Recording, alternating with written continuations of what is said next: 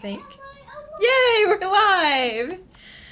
Hello! Hi, everybody! Hello. Thank you so much for joining me. It is so surreal just to get to actually talk instead of just being on social media and like messaging in Messenger and talk face to face. And some of you, like Nicole, I have known of you Yeah. through Autocrit before I ever got social media Yeah, as yeah, an that's true. author.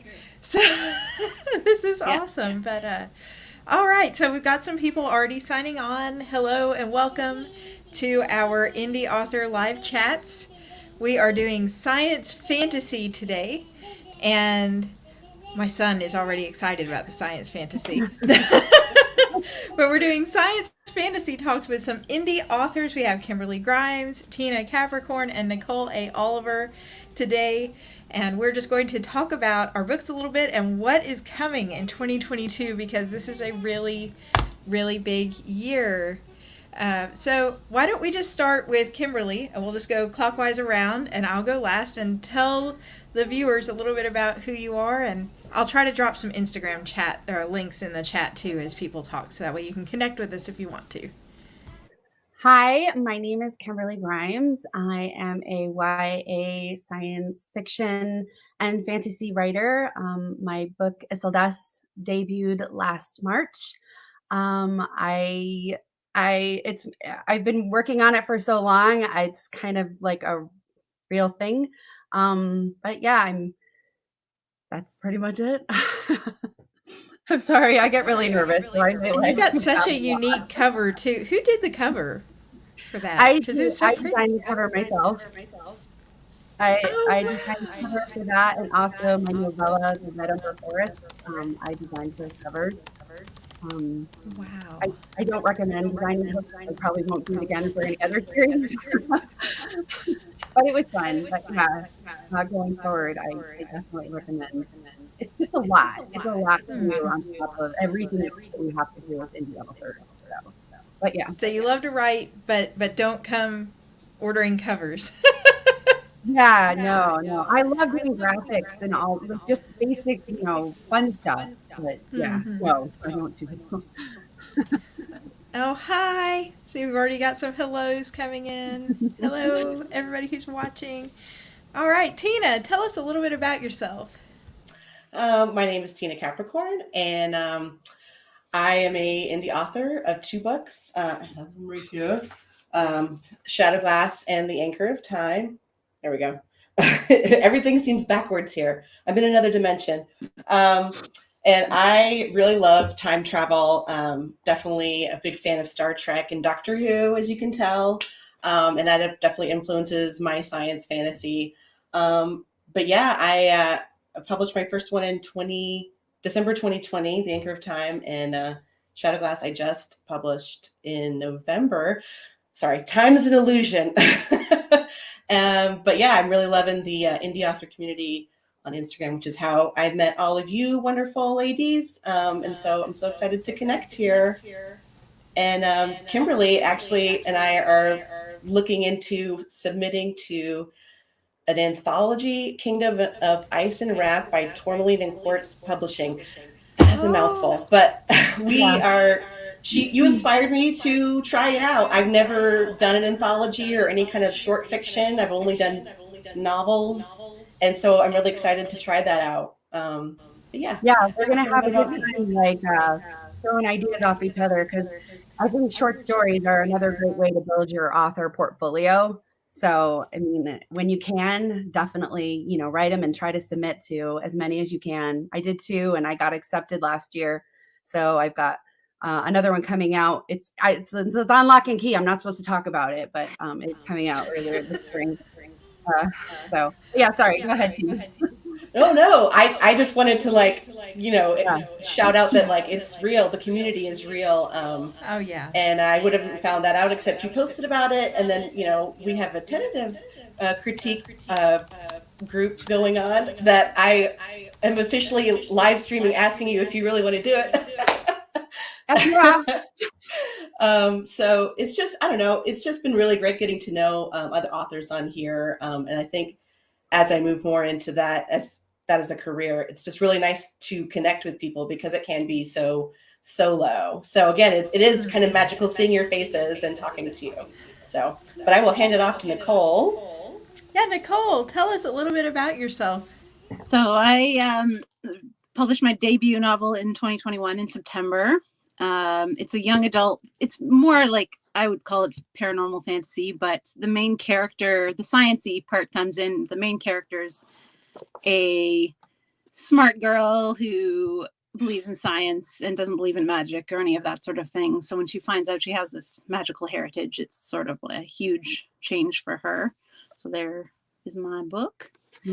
And I've got the second one coming out in April 5th is the scheduled publishing date.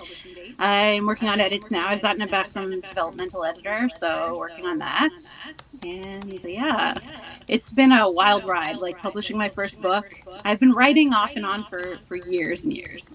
But I finally, in 2021, I was like, I'd been following a lot of authors. I was in a lot of author groups and learning about the self-publishing part of it. And that just kind of spurred me on to start actually, I'm like, I'm going to do this. And the way I did it was I set a pre-order date, and I already had a first draft of it done. So I set a pre-order date. It was like a year in advance initially. And then I locked down all the other aspects of it, cover designer and editors and stuff. And it took a while between when I decided to do it and when I published it, but it was great. It was a great learning experience. And yeah, I've met so many amazing people in the author community. This is really cool just to see the pre-order dates. I don't know if Kimberly and Tina do this too, but I sort of use the pre-order dates as my get yourself in gear thing too. It's like, okay, well, if I have a dedicated day, all right, I'm in. I'm committed, because there are implications if I don't get it done. For those of you who are watching and you're not, a writer, the Amazon overlords do not look kindly on you pushing back your pre-order, and that takes the form of different kinds of penalties. So yeah, once you get it out there, it's like, it's got to go. Let's go. Rachel says, Nicole, the book is so great. Oh, thank you. It's awesome. Yes. And I tend to avoid doing self-imposed deadlines because I know I won't wake up and I don't want to push myself, because my brain is constantly thinking of things to do. So it's hard for me to stay focused. For me, it's like if I don't have a deadline, it's not going to happen. Like I have to. Yeah. I should start doing it. I should, but I'm so nervous. Yeah. Tina, what about you? I think I do a little bit of both. I definitely did a pre-order for Shadowglass that was a little more advanced than I did for The Anchor of Time, but I'm very scared of the penalties from the Amazon overlords, and I'm still getting to know myself as a writer and an entrepreneur. There's so many different hats that you wear, and I feel like the creative process and the marketing are two very divergent ways of thinking, but that also are so vital to your success. And I am still hammering out what my pace is. For instance, I was working full time at the salon at the time, but this took me 6 years. It's a pretty big book though. And then Shadowglass, I think I started outlining this time last year, and I published this in November. Wow. And this was a kind of a unique book because it was supposed to be just a novella, and it kept getting bigger, and I couldn't contain it. So it turned into its own book, and it's going to be its own little series too now. So I feel like I'm too organic in my process to really have a date. Dates give me the heebie-jeebies, but I do have my own personal, dates and deadlines, but I'm a little more malleable. So yeah, that's my long answer. But that's good though. I think every time you write a book, it gets faster. Yes. Am I the only one? Because I'm like, okay, I've been working on this book that's coming out this year that I'll talk about in a little bit since I was in high school, and it's one of my trunk books, and I have not wanted to put it out. But then this year I've started cranking out other books, and I'm like, oh, this is coming along. It's coming along. It's amazing. It's like once you do I it, need half to the nerves fast go draft. away. How do you fast draft? That's what I have to get better at. I'm a pantser. Yeah, me too. So I just sit down and write, and then I fix it.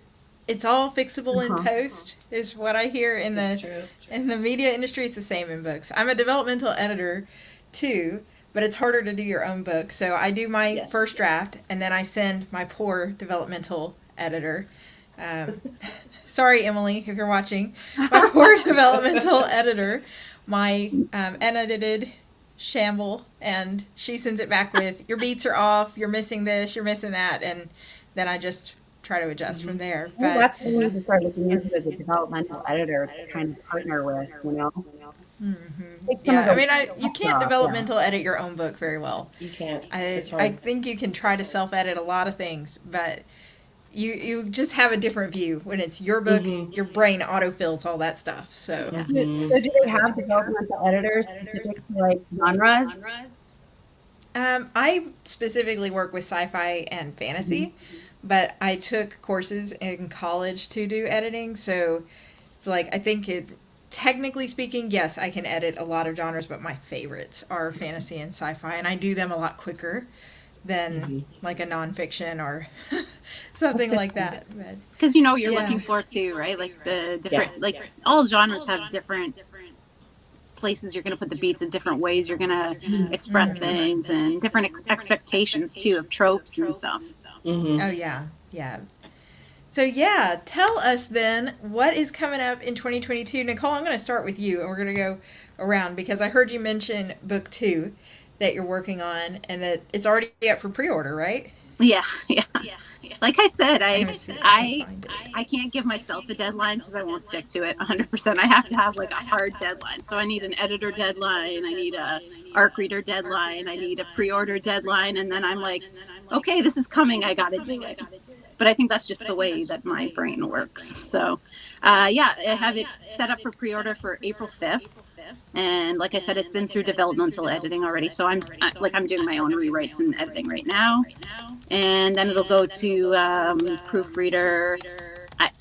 I have an ARC team that I from the first book that I have some good readers that I'll send it to before it's proofread. But you know, other people that are new to the team, I want it proofread first. And then the third book in the series, I haven't like specifically set a deadline for myself yet. I'm kind of thinking November. That would be, and this series is going to be a trilogy, so that would be the last book in the series. Have you done a title release? Sorry? A title release? Have you done a title release for book 2? I didn't hear you. A title. A title? Title release for the book 2. For the second volume. Yeah. Oh, the second, I've had like the title and I did a cover. You did? Yeah. Nice. I did that I want to say a month or two after I released Logical Magic. Oh, wow. Yeah, because I like I said, I set the pre-order up pretty early, so that's when I did that. I didn't leave it last. Yeah, I have all the 3 covers I got at the same time. My designer kind of designed the covers all at the same time. She'll do the paperback wrap once the final page count and everything's done. But I have the 3 covers, which is really hard. It's really hard sitting on covers like that. So I did that. Yeah. It's like a bluish, purpley. It's really pretty. And then the third one, I haven't done any reveal, but I have the title. I know the titles of them all. And yeah, I have the covers. We'll see when I decide I'm gonna be able to do the third one. That's exciting. That's really exciting. And I put the link to the series. So if anybody wants to catch up on the first one or grab the pre-order for the second one, the link is in the comments. And I have to admit, I really like both covers. I'm looking at them right now. I don't really know how I would pick which one I like better. But yeah, so good stuff. We got 2 coming. We got the cover for 3, but we can't know anything about it yet. So we'll just have to be patient. Let's see, we got a comment here. I imagine finding the perfect cover can be almost as hard as picking the perfect name. Yes. That's so true. Because I look at those pre-made covers all the time. Like I look online, I'm a member of so many like cover groups and like pre-made covers, and I never find the one that I'm looking for. Like I'm always like, well, it's not quite right. So I found my cover designer is Emily Wittick. She's also on Instagram. And I found her. There was her and a couple other cover designers I found, and I contacted a few of them, and she's the one I went with. And I had to book set like months in advance, like you know how it is.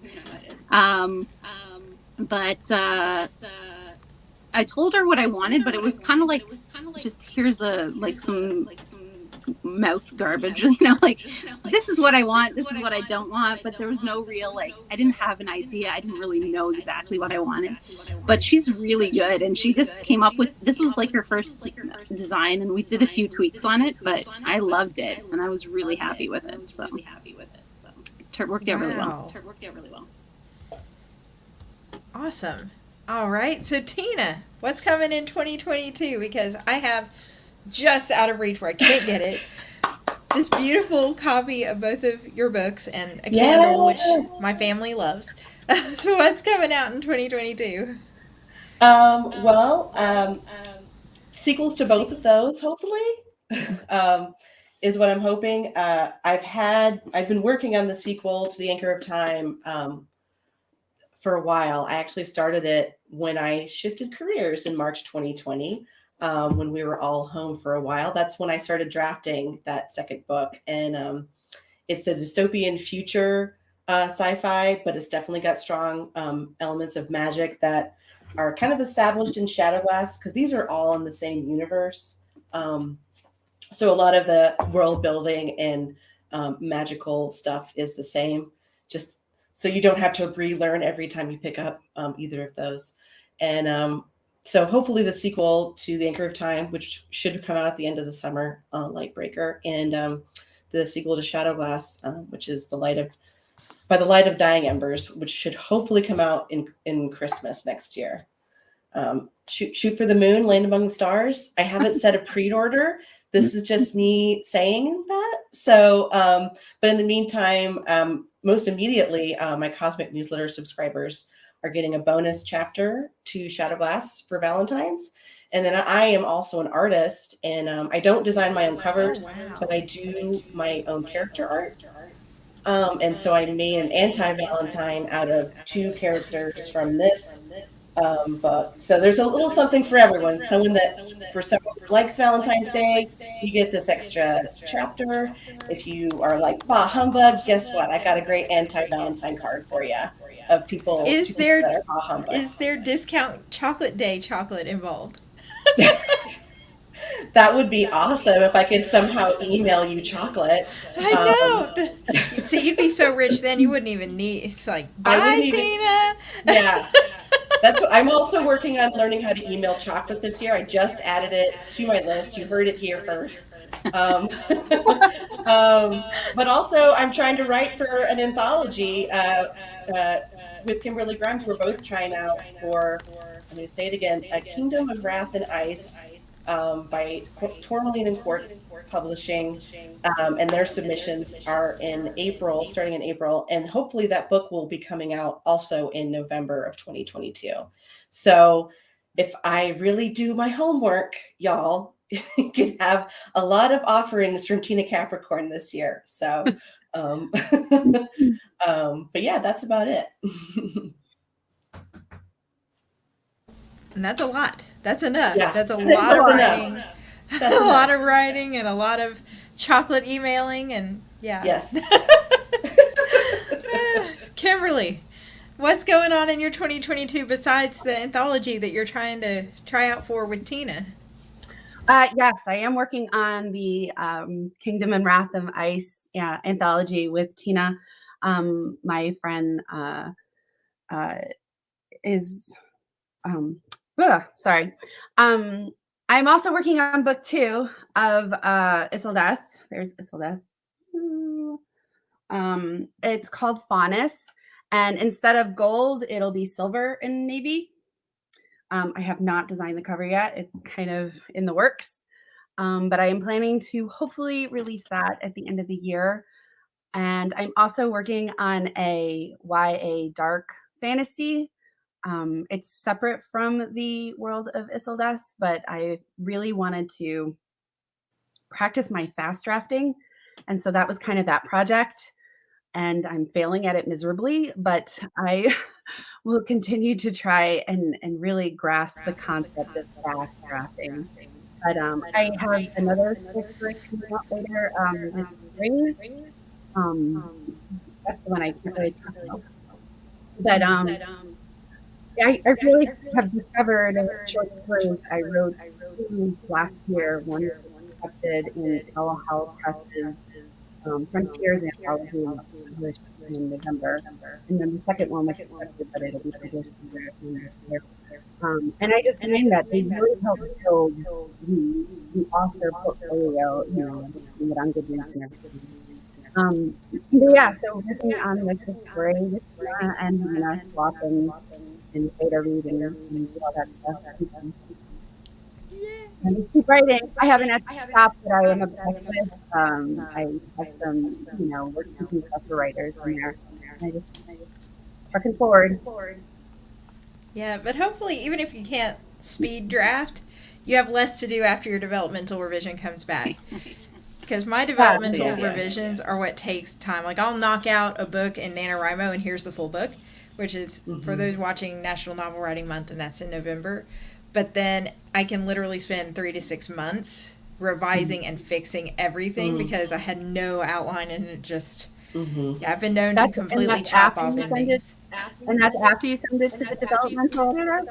Yeah. Yeah. I need to just like write it down. It doesn't matter if it's good or not, just get it and then just send it to somebody and be like, work with me. There's methods to everything. There's planners, there's plancers, and there's pantsers, and planners, outline everything. That is what my husband is. He has all his favorite foods for all his different characters and like their favorite colors and what kind of material they like to wear in their clothing, like everything. And then I'm just like, I don't know anything about this character, but I'll find out.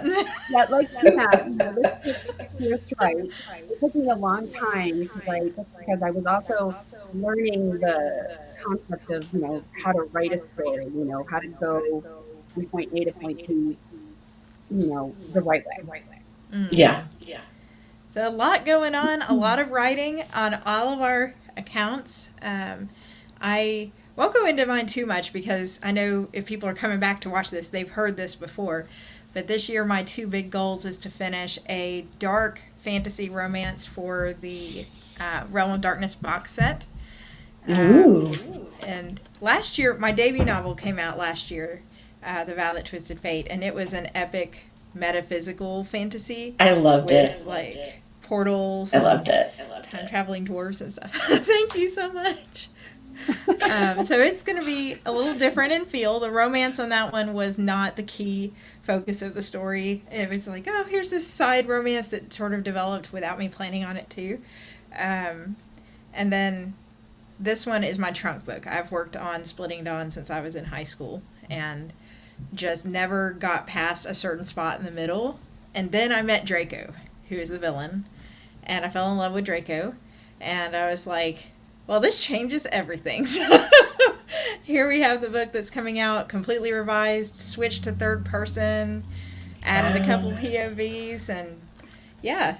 So between that and Starfire Express, which is my portal adventure fantasy that I'd hoped to put out this year, it's coming out next year now.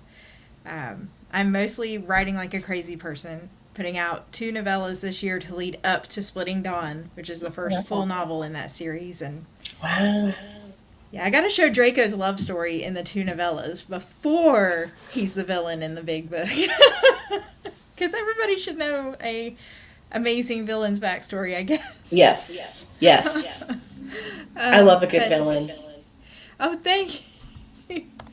So, and I've dropped everybody's Amazon links, so if you're watching and you want to catch up on any of our stuff, including the Realm of Darkness box set, which they've got for 99 cents right now for all 40 of the novels, you can do that at the link. And I don't know whether I'm asking for punishment or not, but I'm sending out the unedited opening first chapters of Splitting Dawn to people who pre-order and send me their pre-order receipt.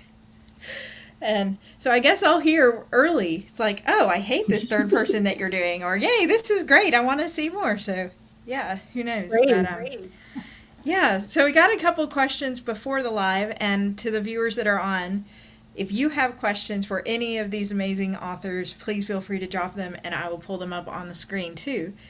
But one of the ones that we got was why this genre of fantasy, science fantasy being newer, because before it was just sci-fi or just fantasy, and they being the collective, they did not like a whole lot of crossover. They would like lump you into one or lump you into other.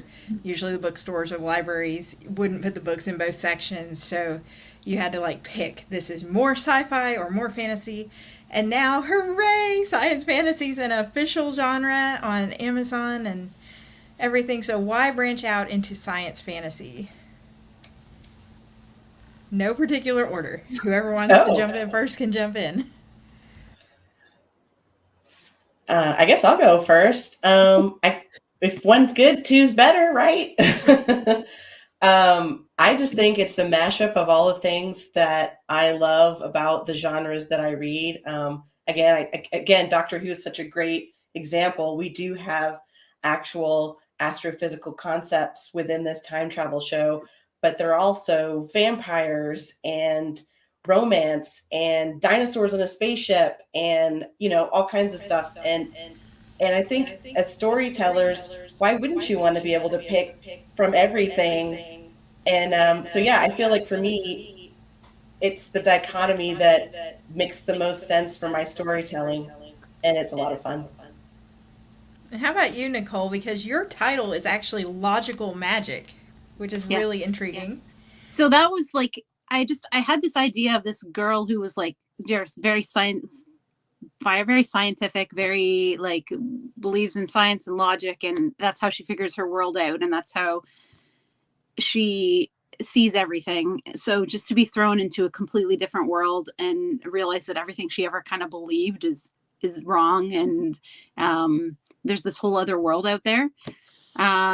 That's kind of a concept that I've thought about, and I've like explored in another, like I had other novel ideas and stuff. So it's just something that's sort of like was in the back of my mind for a long time. And I love all different, like I love science, I love fantasy, and in the real world, I'm like, I don't believe in anything like magical or any of that sort of thing. So I don't know. It was just when I go to a book world, like a novel world, that's just what I want.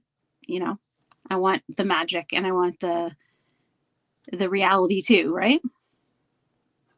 Yeah. I was actually inspired by a series by Jennifer Armentrout called the Lux series, and it's very contemporary written, but it has aliens, and it feels like that fantasy vibe, but with aliens. And then I love like Vampire Diaries, the friendship group, where it's not just the main character, it's really everybody. So that's kind of encompassed, or whatever the word is, like it has a lot of that friendship, but because it's got aliens and the world and it's sci-fi, but there's magic, and so it falls into that sci-fi fantasy, and I really love that you can go anywhere with it. And I kind of think that you have to like label it, because there's mystery and there's intensity, but they're like, pick one. I don't want to pick one. Why choose? Right. Why choose? Have the best of everything. And if there's anybody watching this and this is your first introduction to science fantasy still has technology. It still has space travel, space exploration. I can't talk. Some has less fantasy. Some has more fantasy with science elements. So it's such a big, broad genre. I actually did an interview with Matthew Romeo, who's a sci-fi author and an indie author, talking about Star Wars and how if Star Wars came out today, it would likely get signed as a science fantasy because of the Force and all of that. But it led for a really intriguing opening on when that shift happened. And yeah, it's just interesting. So he is on Instagram too, if you want to go look him up. He has a whole series about different genres and stuff about writing sci-fi. His book, The Maven Knight, is on my to-be-read list this year. So I've heard great things about it. Oh, Tina, you read it? It's on my TBR as well this year. I think he had like a sale, and I bought the whole trilogy so I can binge read it. That's what I like to do. Get them all in a row. So what are you guys reading? Nicole and Kimberly, what's a book on your TBR list for 2022? The book I'm reading right now is called Sequenced. It's by Elena Galea. I have heard good things about that book. It's like a dystopian, but like got some fantasy. It's good so far. I just started it. I'm listening to Warcross right now, which is probably going to be one of my favorite books this year because I absolutely love it. It's a very science fiction YA, and I'm trying to read more YA sci-fi because I generally read a lot of fantasy, but because I write science fiction, I want to start reading more sci-fi. I'm also reading The Witch's Revenge by S.W. Miller and Rise of the Sky Pirate by S.W. Green. I read a lot at night. I read like 1 or 2 chapters of so many different books every night. So.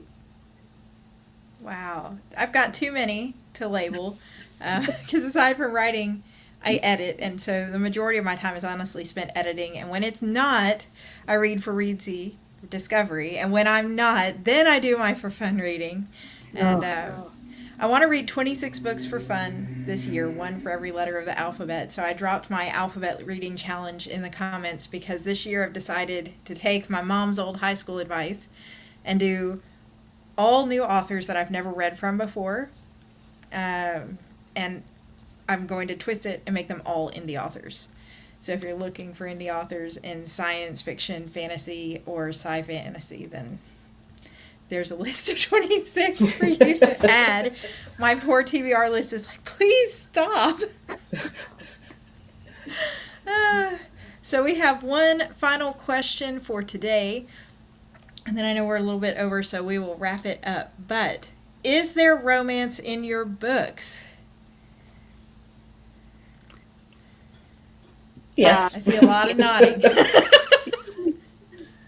I have a little bit, not a lot. It's very clean, very light. Yeah, just a little. This one has an explicit scene and some sexy times. This one really is a straight up fantasy adventure with found family, but no romance really.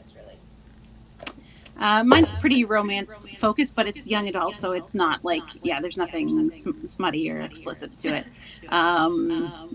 But there's like a connection. It's a dual point of view, my book. So it's told from the two main characters, and Yeah, then that's a great question. And if the person who asked, if you go back, if you're looking for fantasy romances, we did a live this morning and we did a live yesterday for YA paranormal and fantasy romance, and then today an 18 and over fantasy romance. Ooh. And next week we've got a fantasy romance with a really big surprise guest that I am not allowed to talk about, and I am just bursting, and I'm really excited about it. But I really appreciate all of you jumping on. This has been one of my most looked forward to lives because I adore science fantasy so much, and I wish I could write sci-fi or science fantasy, but I'm not quite to the point where I can venture there. So I really admire all that you do. Awesome. Thank you so much. It's my Thank pleasure. you for having us. Oh, my pleasure. If you're watching and you want to see any of the other live chats, feel free to go back there on my YouTube channel in the recordings, and then you can hit the bells on ones that you want to get for the next couple weeks. We have about 20 more authors who are doing live chats over the next 2 to 3 weeks, so stay tuned for those. And yeah, so good to see you. Thank you all, everybody. Thank you so much. Thank you.